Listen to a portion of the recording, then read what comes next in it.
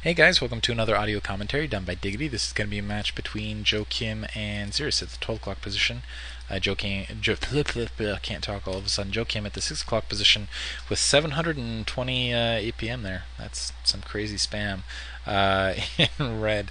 JoeKim actually has been playing really well to this point. He's impressed me quite a bit. He's going to be part of Team Keepers, playing probably against 50 cal in Yankee League, so this might be a little bit of a preview, maybe a little bit of a preview for some Yankee League Season 2 action. Of course, you can check that all out at bwusa.org. What else?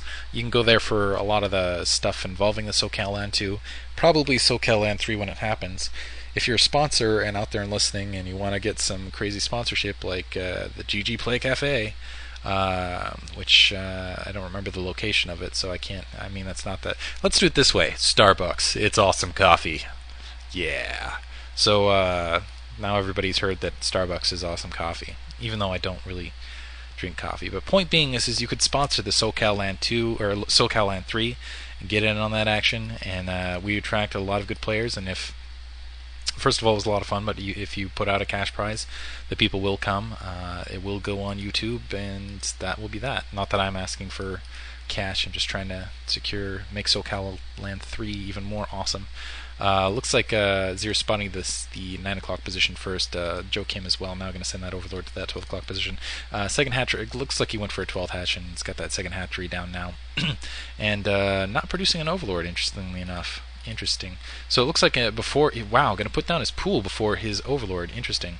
That's a little bit unorthodox whatever. Anyway, it looks like Xeris is going to go for that Forge. It's so hard on this map. Looks like he's going to come in and scout now. And and what he's going to have to do is he's going to have to do the extractor trick at the very least here. Go up and put down a drone. Get the extractor so he can at least get that 10th drone out, because his economy is taking a little bit of it. Because he's not producing that Overlord, because he's producing it so late, he's going to have a decent-sized economy hit. So yeah, there he did the drone trick to get an additional drone out.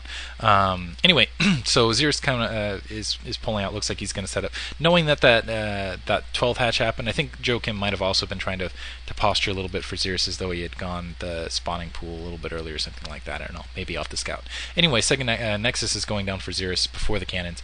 But again, it's so hard to hold this front, because even if he does get cannons at the position, looks like he's lining up here. The Zerglings can still run this course right about yay and attack kind of anything along those two lines until the cannon gets right about there. It's just so hard. And Hydralisks also can be a big pain in the butt. I mean, they've got a lot of room to maneuver down here.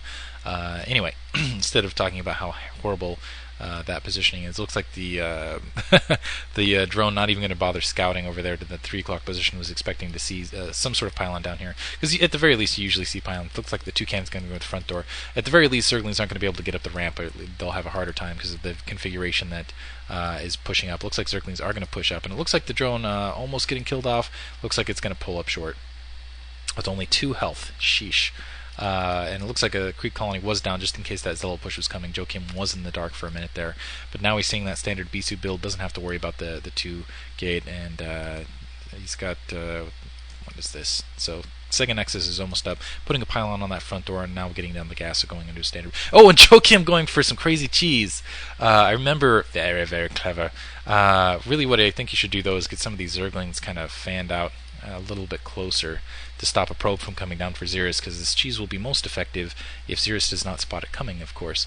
Xeris, though, yeah, we'll see if he can deal with this. I think he should have a good position to spot it coming down off of this probe, but it looks like what JoeKim's gonna go for is kind of that sunken colony push in here. I remember Xeris talking about how he got cheesed and was kind of pissed about it, and how he actually did not play up to his standards throughout the day, in my opinion.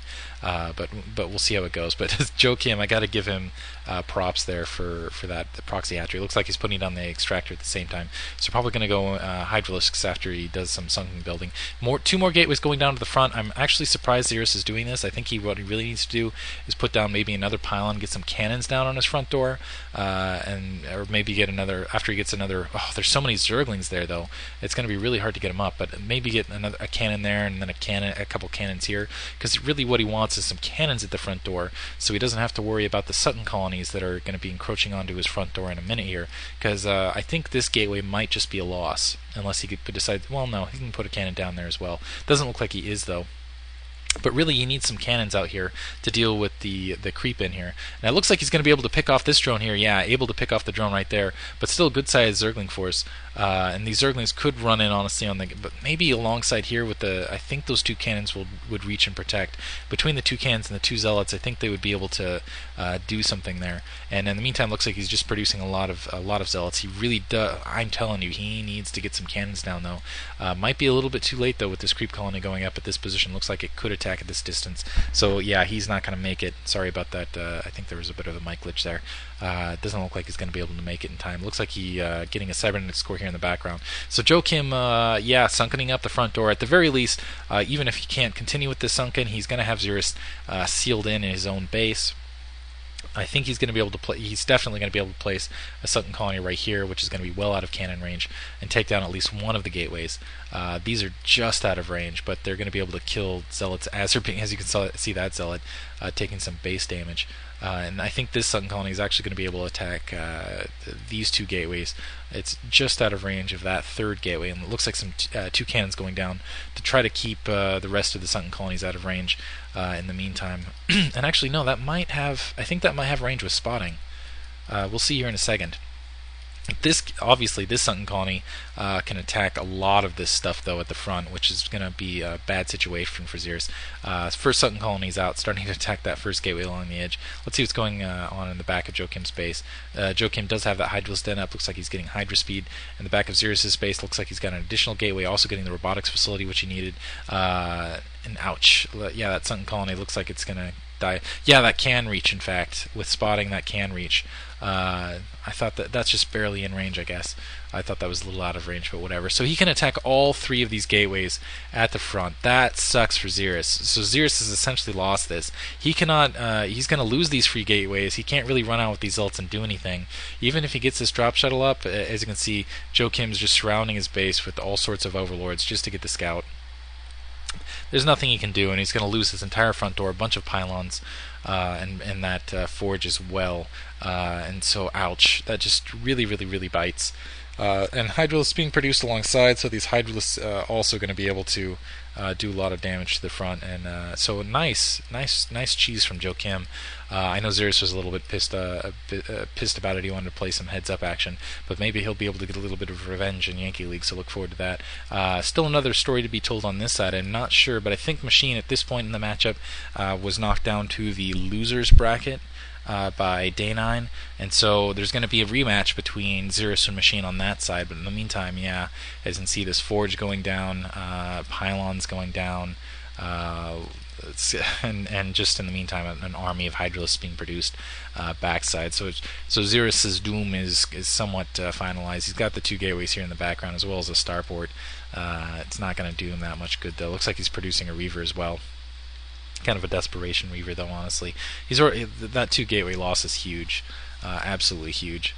And yeah, as you can see, this attack force just chilling. Looks like he's at least in the red, so he's got to reproduce some overlords, but and getting a second gas down now. And let's see if he decides to expand. He's actually taking a layer as well. But and it looks like he might lose an additional overlord right there. Nope, not quite. So at least he's at some degree of a psycap, so that's something for Xeris. But actually, decent-sized psycap, so it's something for Xeris. But honestly, I don't think he can come back into this point. Now JoeKim going to push up, run, take out that Reaver. Nice turnaround blockade there, and kill a lot of these Zealots here out in the field. Also, we'll see if he decides to just skip this entire cannon wall and go into the main. Those Zealots aren't even speed upgraded here. And yeah, let's see if those Hydralisks... No, these Hydralisks are just going to go for the secondary. Xeris is going to GG here in a second. Now they're pushing up, and yeah, just massacring this probe line. Poor probes. Not a good day to be part of the probe fleet. I don't even know if they should be called a fleet. What is the plural of probes? Whatever. Anyway, so Xeris getting knocked. I think this might have been the second game, but I know he gets knocked down to the losers bracket by JoeKim. Hope you guys enjoyed it. Thanks for listening.